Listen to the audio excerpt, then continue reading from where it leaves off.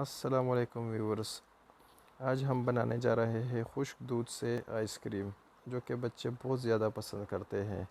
تو چلیے شروع کرتے ہیں اپنے ویڈیو کو۔ اس کے لیے ہم سب سے پہلے ایک پتیلے میں لیں گے 1 کپ تقریباً خشک دودھ لیں گے، اور اس میں تقریباً 1 کپ ہم پانی ڈالیں گے اور ہلکی آنچ پر اس کو پکائیں گے۔ اس کو تقریباً 10 منٹ تک ہلکی آنچ پر پکائیں گے، اور ساتھ ساتھ اس میں چمچ ہلاتے جائیں گے تاکہ اچھی طرح سے مکس ہو جائے۔ تقریباً 10 منٹ پکانے کے بعد جب اس کو جوش آ جائے تو اس میں اب ہم ڈالیں گے 2 چمچے آئسنگ شوگر۔ تو آئسنگ شوگر کو اب تقریباً ہم 2 سے 3 منٹ کے لیے ہلکی آنچ پر اس کو پکائیں گے، اور ساتھ ساتھ اس میں چمچ ہلاتے جائیں گے تاکہ اس میں یہ اچھی طرح سے مکس ہو جائے اور اس میں وہ چھوٹے چھوٹے بال نہ بن جائے۔ تو تقریباً 2 منٹ پکانے کے بعد اب اس میں ہم تقریباً 1 چمچ ہم نے کارن فلور لے لیا ہے، اور تقریباً 2 چمچ پانی میں اس کو مکس کر کے ہم نے اس کے اندر ڈال دیا۔ اب یہ بھی تقریباً 5 منٹ کے لیے ہم ہلکی آنچ پر پکائیں گے اور ساتھ ساتھ مکس کرتے جائیں تاکہ یہ اچھی طرح سے گاڑھا بن جائے۔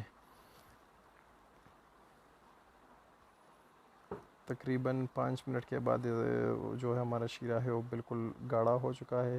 اب ہم اس کو چولہے سے اتار کر سائڈ پر رکھ دیں گے تاکہ یہ بالکل وہ ٹھنڈی ہو جائے۔ تو اب ہم اس کو سائڈ پر رکھیں گے ٹھنڈا ہونے کے لیے۔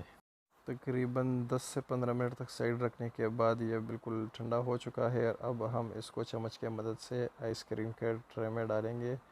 سب ٹریس کو آہستہ آہستہ فل کرتے جائیں گے۔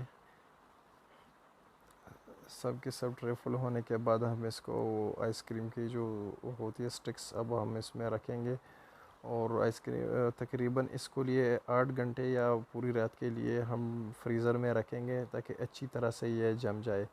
تقریباً 8 گھنٹے کے بعد ہمارا آئس کریم جم چکا ہے۔ اب تھوڑا سا پانی اس کے اوپر ڈال کر ہم اس کا ٹرے سے آئس کریم بآسانی نکال سکتے ہیں۔ بچوں اور بڑوں کی جو من پسند آئس کریم ہے بالکل ابھی ریڈی ہو چکی ہے۔ اب ہم اس کو ٹرے میں نکال کر سرو کر سکتے ہیں۔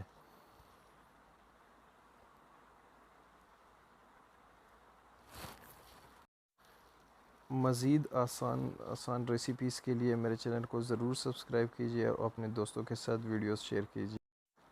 تو ملتے ہیں اگلی زبردست ریسیپی کی ویڈیو میں، تب تک کے لیے اپنا خیال رکھیے گا۔ اللہ حافظ۔